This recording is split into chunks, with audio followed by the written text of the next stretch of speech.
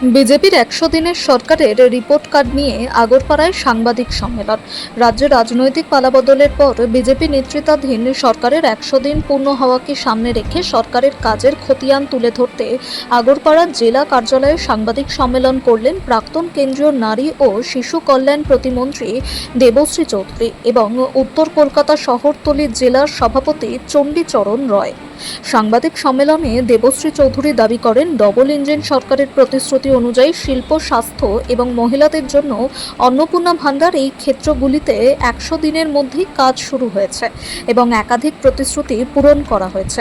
তবে অন্নপূর্ণা ভান্ডারের টাকা নিয়ে প্রশ্ন উঠতেই সাংবাদিকদের তরফে জানানো হয়, ১০০ দিন পেরিয়ে গেলেও এখনও বহু মহিলার অ্যাকাউন্টে প্রতিশ্রুত অর্থ পৌঁছায়নি।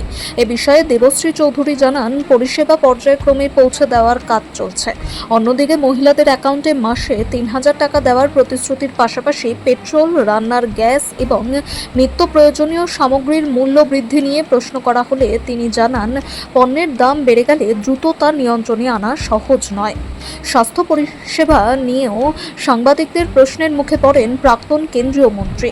বিভিন্ন হাসপাতালে রোগীদের পরীক্ষার তারিখ পেতে দীর্ঘ সময় অপেক্ষা করতে হচ্ছে। এই অভিযোগ প্রসঙ্গে তিনি বলেন, মাত্র ১০০ দিনের মধ্যে সমস্ত সমস্যার সমাধান করা সম্ভব নয়, তবে আগামী দিনে স্বাস্থ্য পরিষেবা আরও দ্রুত করার চেষ্টা করা হবে বলে জানান তিনি। সাংবাদিক সম্মেলনে বিজেপি নেতৃত্বের পক্ষ থেকে সরকারের প্রথম ১০০ দিনের বিভিন্ন কাজের সাফল্যের দাবি তুলে ধরা হলেও একই সঙ্গে সাংবাদিকদের একাধিক প্রশ্নে সরকারের সামনে থাকা বিভিন্ন চ্যালেঞ্জও উঠে আসে। এখন দেখার, আগামী দিনে সরকারের ঘোষিত প্রতিশ্রুতিগুলি কতটা বাস্তবে কার্যকর হয় এবং সাধারণ মানুষের কাছে তার সুফল কত দ্রুত পৌঁছায়। সকলকে খুব আনন্দের বিষয় যে নতুন রাজ্য সরকার বা ডবল ইঞ্জিনের সরকার পশ্চিমবঙ্গে প্রতিষ্ঠিত হয়েছে ঠিক আজকে ১০০ দিন। এই ১০০ দিনের মধ্যে জনগণকে আপনাদের মারফত আমরা কতটা প্রতিশ্রুতি পূরণ করতে পেরেছি এবং কতটা আশা পূরণ করতে পেরেছি এই বিষয়ে অবগত করতেছি। ভারতীয় জনতা পার্টি গোটা ভারতবর্ষে প্রায় বেশিরভাগ রাজ্যে সরকার গঠন করেছে। দায়বদ্ধতা, প্রতিশ্রুতি পূরণ এবং জনগণের আশা আকাঙ্ক্ষা পূরণ করা ভারতীয় জনতা পার্টির কর্তব্য। আর সেই কর্তব্যের জন্যই আমরা সময়ে সময়ে কতটা কাজ এই পরিপ্রেক্ষিতে করতে পেরেছি তার আমরা উত্তর দিই। আপনারা সকলে জানেন, পশ্চিমবঙ্গের আপামর মানুষ জানেন, ৮ লক্ষ কোটি টাকা ঋণের বোঝা ঘাড়ে নিয়ে এই সরকার টোটাল ৪৯ বছরের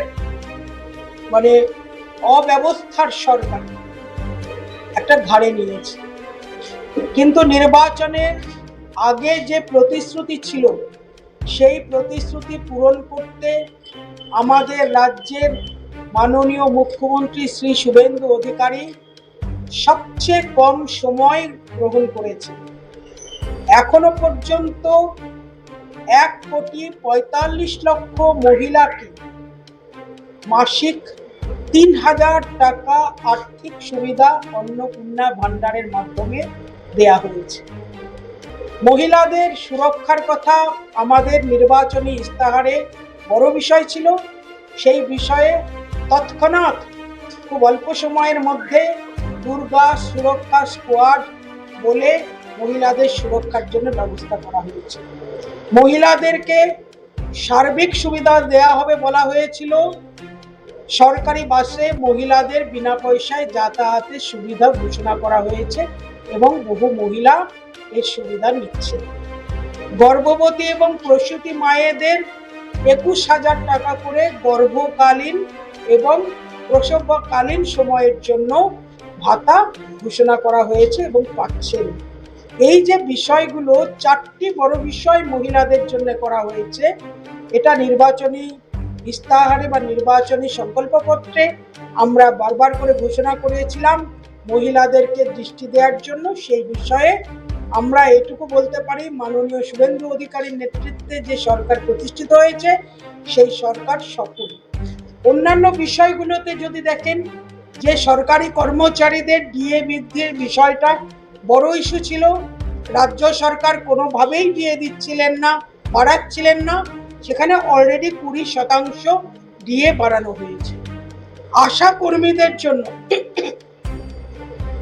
5,000 টাকা বেতন বৃদ্ধি করা হয়েছে, যেটা আশা কর্মীরা নিজেরাও চাননি।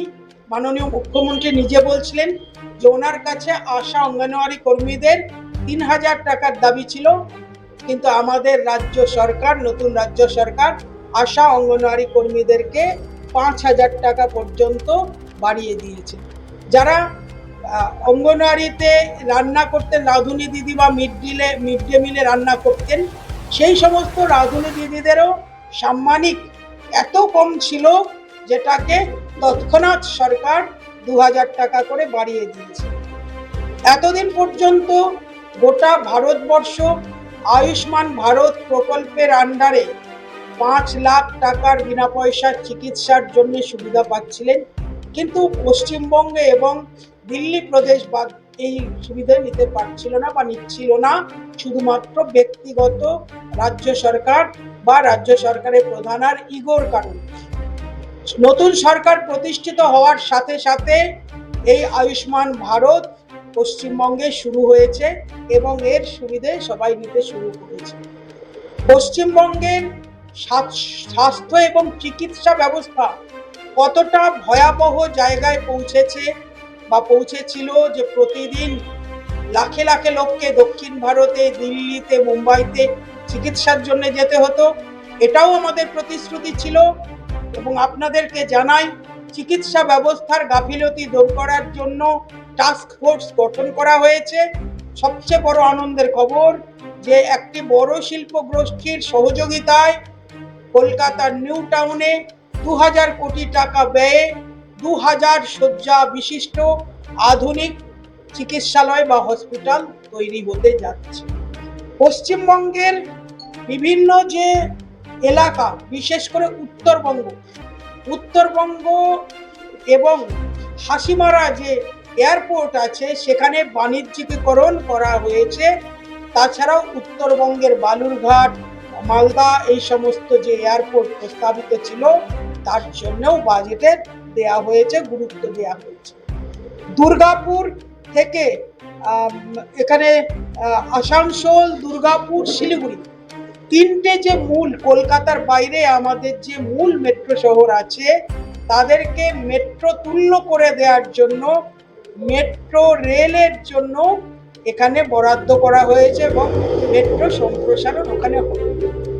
এরকম ভাবে কলকাতার বিভিন্ন রাত্রিকালীন 10টি ইম্পর্টেন্ট রুট, যেখানে রাত্রিকালীন বাস পরিষেবা চলছে।